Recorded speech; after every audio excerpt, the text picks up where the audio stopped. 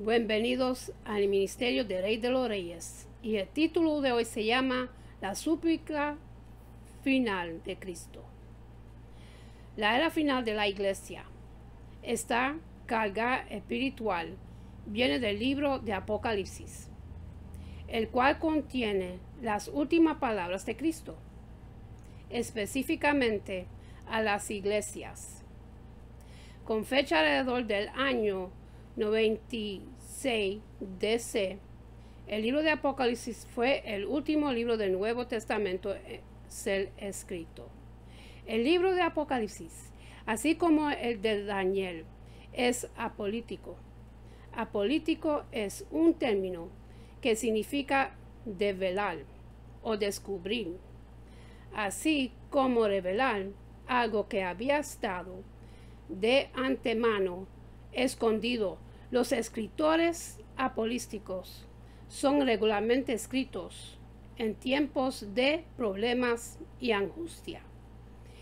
En el pueblo de Dios, al leer este libro apocalíptico, es evidente que persecuciones y dificultades ya habían estado amenazando la iglesia. Había problemas serios y sufrimientos tantos externos como internos. En el libro de Daniel, capítulo 9, los versículos 20 hasta 27, Gabriel le revela a Daniel que después de los 70 años de la cautividad babilonia, le seguirían otras 70 semanas de años, 490 años, los cuales estaban determinados contra los judíos y la ciudad de Jerusalén. Es evidente que las primeras 79 semanas de años nos llevan a través de la primera venida de Cristo y el rechazo de la nación judía hacia el Daniel, capítulo 9, versículos 25 y el 26. Aunque sabemos que existe una semana final en contra de los judíos y de Jerusalén, que aún están sin resolverse, Daniel no nos informa lo que sucede entre la semana 79 y la semana 70. Han pasado 2000 años desde el cumplimiento de la semana 79 y la semana 70 aún no viene. Las 7 iglesias de Apocalipsis, los capítulos 2 hasta el 3, podría ser que las 7 iglesias mencionadas en Apocalipsis capítulo 2 y el 3 están representando el periodo de tiempo entre las 79 semanas y la semana 70. Más nos vale. No atreveremos a minimizar la literalidad de las 7 iglesias de Asia Menor escogidas por el Señor. Existieron muchas iglesias localizadas en las áreas donde estas iglesias fueron encontradas. Únicamente en Asia Menor existieron más de 500 distritos. Sin embargo, Dios divinativamente escogió únicamente estas 7 iglesias, elegido no mandar mensajes a otras que posiblemente pudieron haber sido de mayor importancia. El orden geográfico de la presentación inicia con Efesio y se dirige hacia el norte a Esmirna, hacia el norte de Pérgamo, y luego hacia al este Tiatira, luego al sur hacia Sardis, al sureste a Filadelfia y finalmente al sureste a la Laodicea. ¿Acaso estas 7 iglesias colectivamente representaban todas las características que marcaban a las iglesias en aquel tiempo? Cada iglesia necesitaba un mensaje era particular y el Señor le dio una exhortación precisa a cada una de estas iglesias, correspondiente al estado espiritual de cada una. La selección de estas iglesias fue también determinada por las condiciones comunes de cada iglesia local en aquel tiempo, así como a través de toda la historia de la iglesia.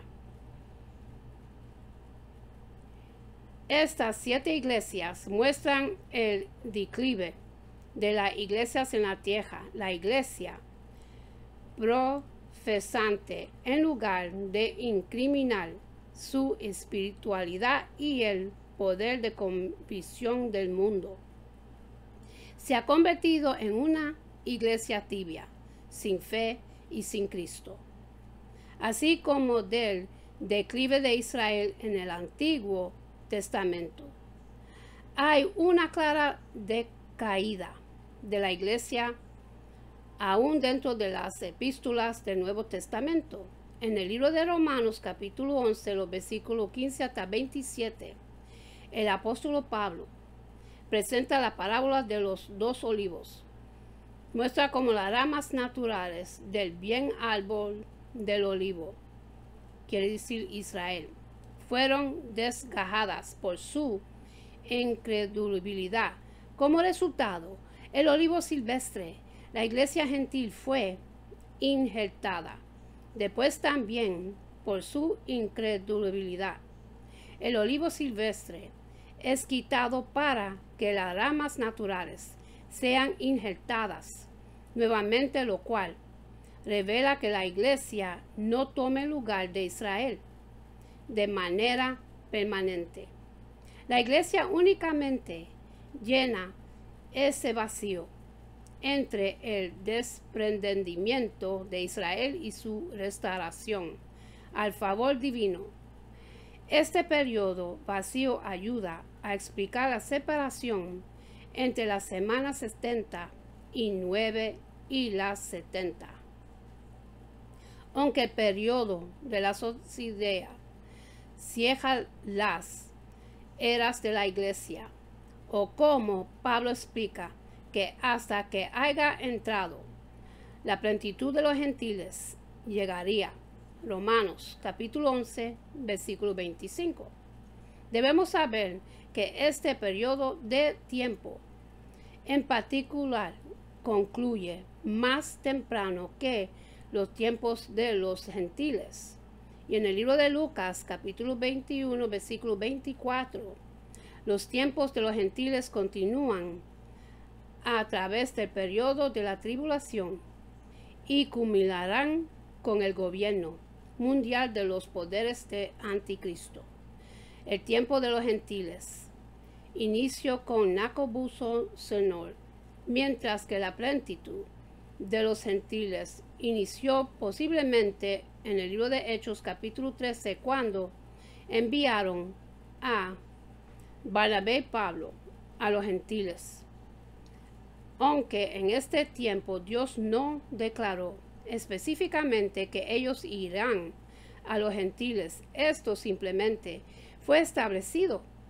Apártame a Bernabé y a Saulo para la obra a que los llamo. El resto del libro de Hechos muestra predominantemente iglesias gentiles siendo establecidas, no iglesias judías.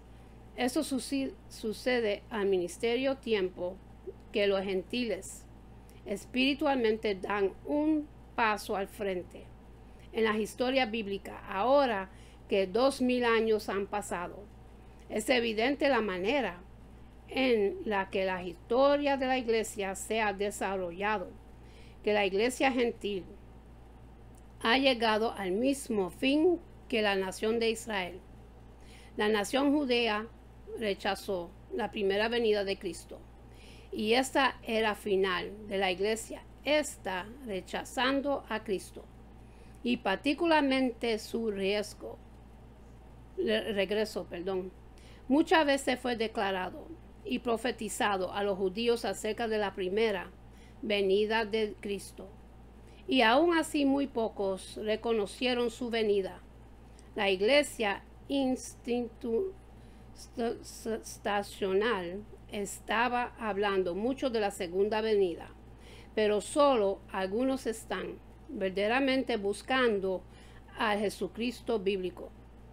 Estamos llegando al final de la plenitud de los gentiles, cuando Dios entregará a la iglesia a la apostasía como lo hizo con Israel.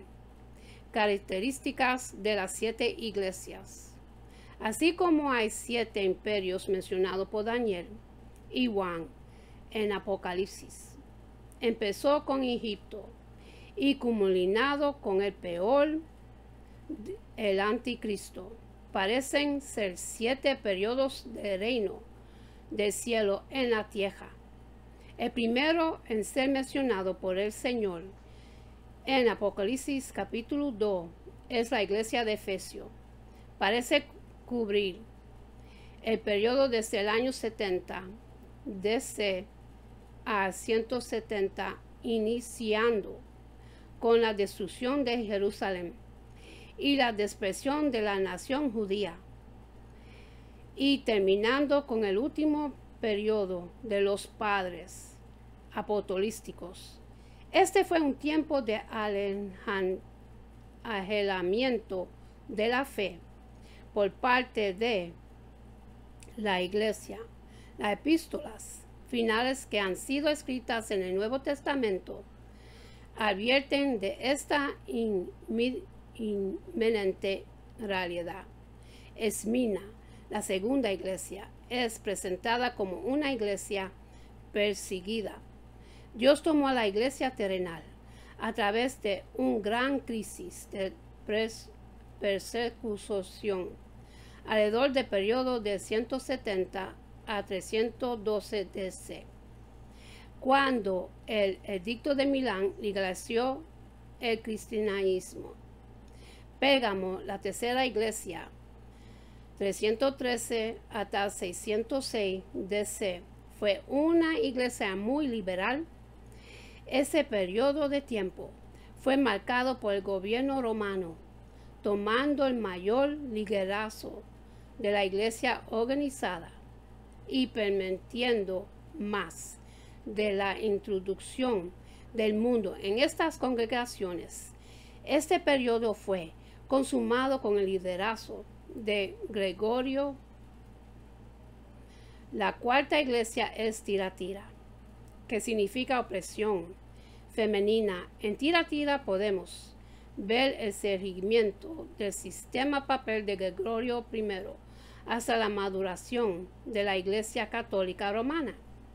A principios de la Reforma, en el año 606 hasta 1517 DC.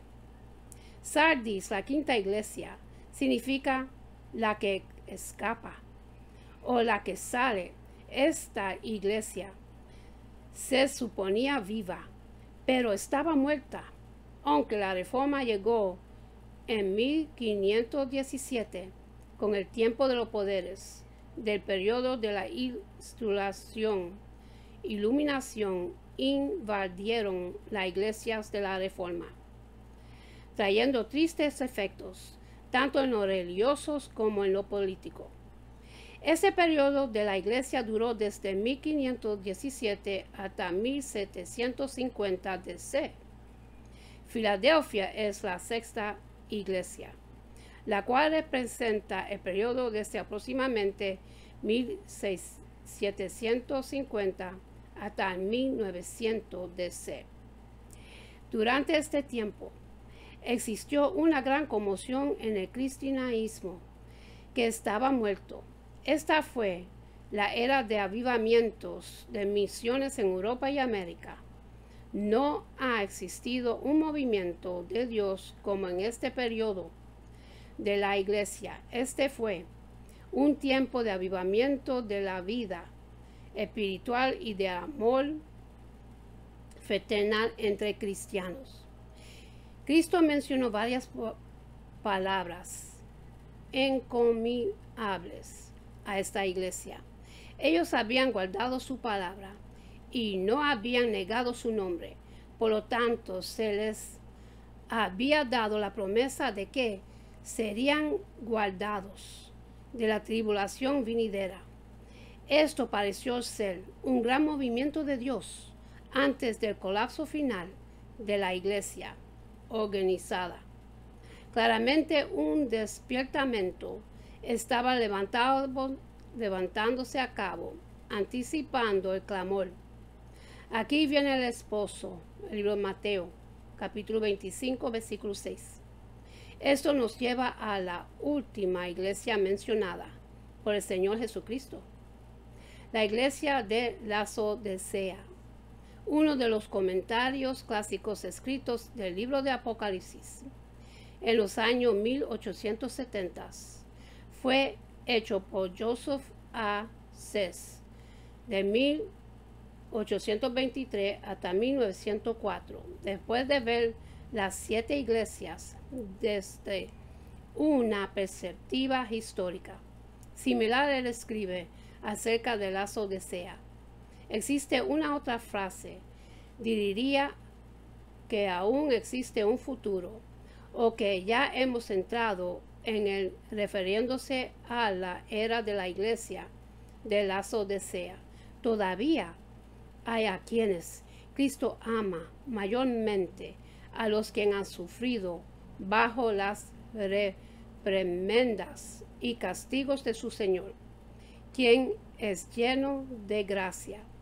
Aún así, el cuerpo del cristianismo es completamente apostada, con Cristo afuera de la puerta, tocando para entrar a sus propias iglesias profesantes. Pablo profetizó que el último periodo de la iglesia, los hombres serían meramente amadores de sí mismos, avaros, vanagloriosos, soberbios, blasfemios, desobedientes a los padres, ingratos, impíos, sin afecto natural, implacables, calumniadores, intemperantes, crueles, aborrecedores de lo bueno, traidores, impetuosos, infatuados, amadores de los diletes más que de Dios, que tenían apariencia de piedad, pero negaban la edificia de ella. Segundo de Timoteo, capítulo 3, versículo 1 hasta el 5. Esta es una temerosa imagen, casi tan oscura como aquella que él dio acerca del mundo pagano antes de que el cristianismo lo tocara y fuese presentado en Romanos 1, pero esto responde exactamente al retrato que dio el Salvador de las características de la iglesia en su última fase. Es esta la última fase de la historia de la iglesia cuando comenzó. Muchos señalaron en el inicio al cambio de así llamado siglo cristiano, el siglo XX. La era de la iglesia Filadelfia fue el tiempo del inicio del clamor por la segunda venida de Cristo.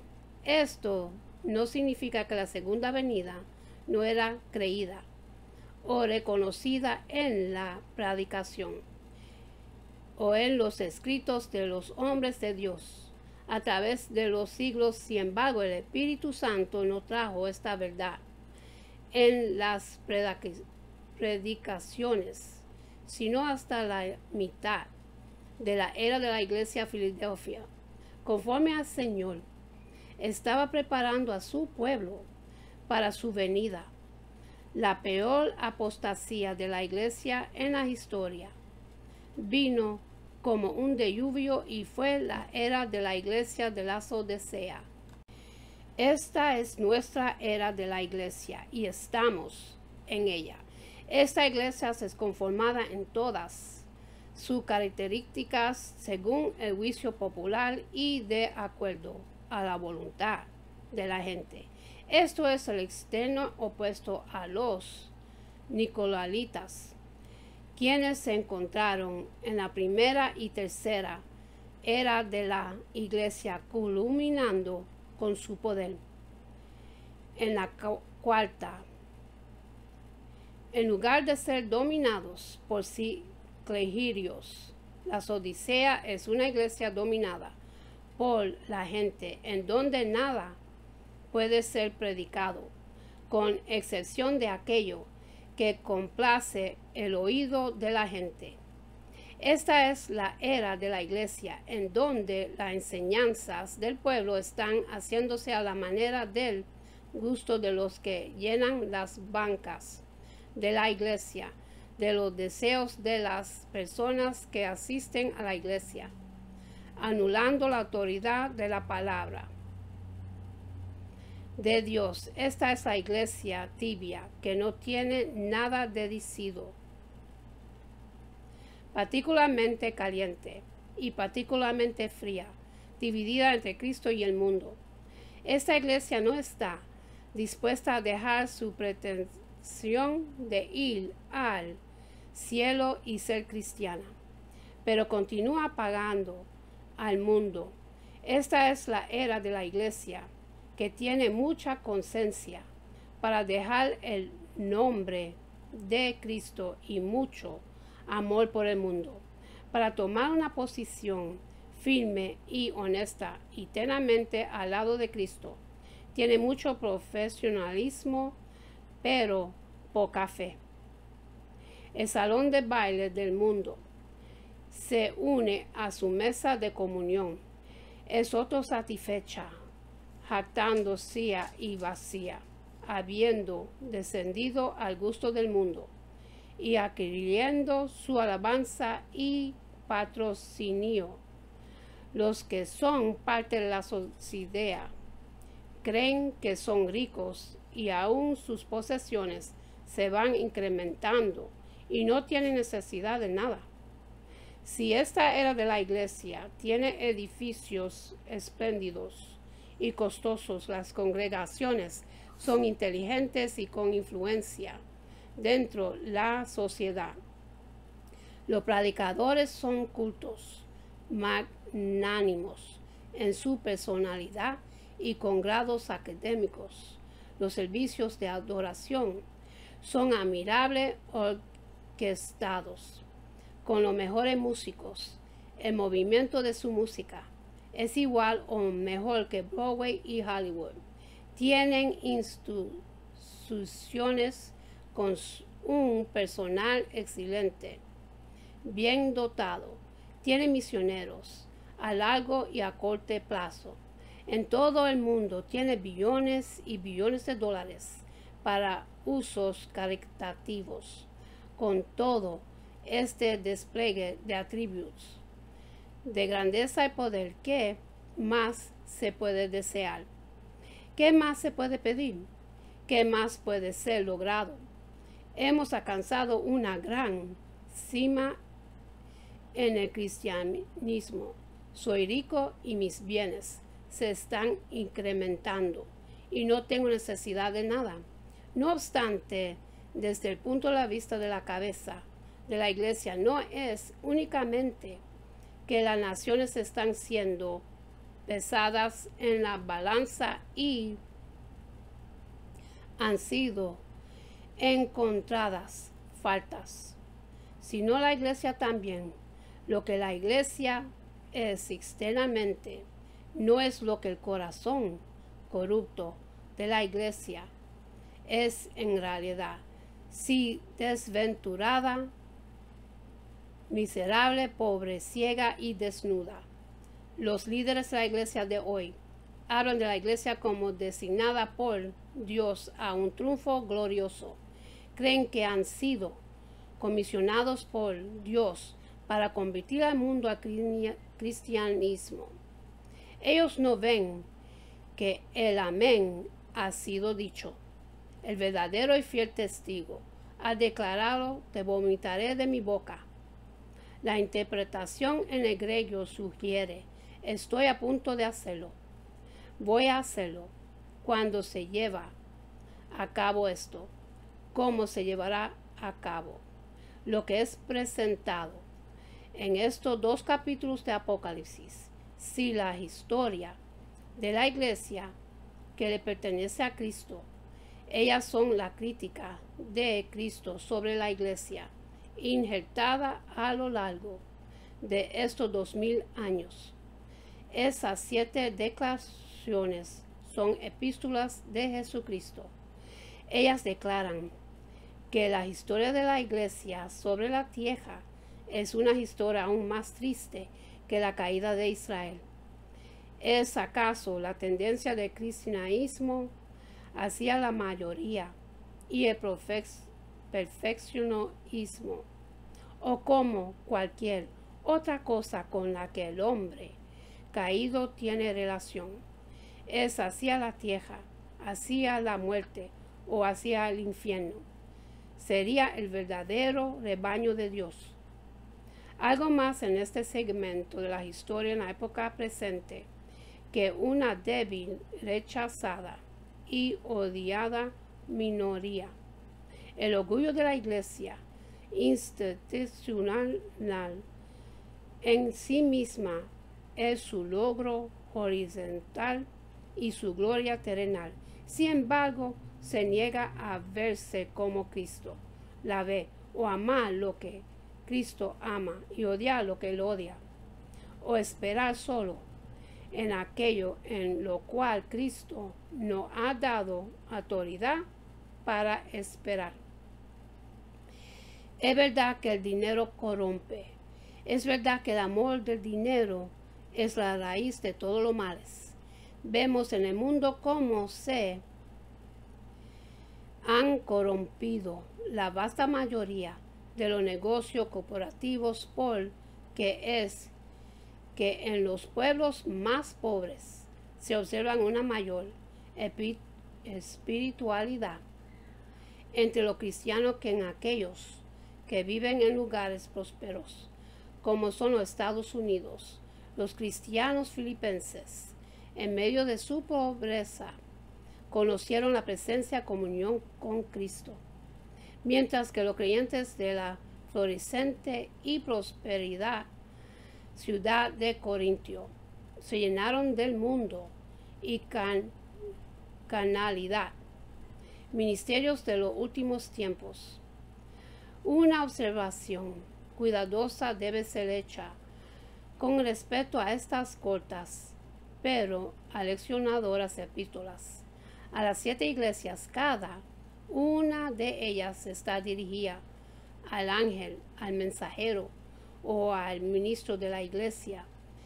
¿Es esta una declaración de su vida, ministerio, o es la declaración de un verdadero mensajero y el mensaje que él predica en su iglesia, o era? Apocalipsis capítulo 1, versículo 16, el 20 y capítulo 2, versículo 1. Habla a las 7 estrellas en la mano derecha de Cristo. Estas 7 iglesias son distintas de los 7 candelarios. Él camina entre los candelarios, pero mantiene estos ministerios en su mano derecha. En la idea democrática de la organización de la iglesia de hoy en día, todo el poder procede de los miembros, y así que la posición ministerial sea nada más que la voluntad o colectiva o los deseos de la iglesia. En contraste, los verdaderos ministerios del Evangelio tienen una relación con Cristo y con la iglesia que los miembros de la iglesia no tienen. Ellos son participantes directamente de la autoridad de Cristo y son responsables directamente ante Él. Ellos son sostenidos por su mano derecha, más allá que los poderes de los hombres o de que los ángeles sean usados para reemplazarlos. Cristo los sostiene como preciosos, como de gran estima. Son sus mensajeros. Ellos hablarán lo que es necesario para su generación. Son parte de un grupo de estrellas a través de los siglos que dan voces y hablan de la era contemporánea de la Iglesia. Como ministro del Evangelio, en los últimos tiempos de los postreros días, Él ha designado otros mensajeros para esta era de la Iglesia. Esta es la última era de la Iglesia. Él está preparado en este momento a la puerta del corazón. Pronto otra puerta sería abierta, la puerta que lleva al aire, el rapto. Necesito cuidarme por ser engañado por la época en la que vivió, ni tampoco ser engañado por esta era de la Iglesia. Y con esto termino, mis hermanos, y para los que quieren recibir a Jesucristo en su corazón, para que su nombre esté escrito en el libro de la vida, repiten conmigo la oración de salvación, y empieza así. Padre Celestial, en el nombre de Jesús, yo me arrepiento de mis pecados y abro mi corazón para que Jesús venga dentro de mí. Jesús, tú eres mi Señor y Salvador. Creo que moriste por mis pecados y se levantó de los muertos. Lléname con tu Espíritu Santo. Gracias al Padre por salvarme. En el nombre de Jesús. Amén. Y en Cejar va a hacer una oración que Jehová de los ejércitos, nuestro Padre Celestial, se lo entregó a Moisés, una oración de bendición para cada uno del pueblo de Dios, lo cual se consigue en el libro de Números, capítulo 24, versículo 24 hasta 26, y dice así: Jehová te bendiga y te guarde. Jehová haga resplandecer su rostro sobre ti y tenga de ti misericordia. Jehová hace sobre ti su rostro y ponga en ti paz. Con esto lo dejo, mis hermanos. Que Dios me los bendiga, me los guarde. Que tengan una buena noche, buen amanecer. Y acuérdense a darle gracias a Dios por tu día más de vida. Y hasta la próxima. Amén.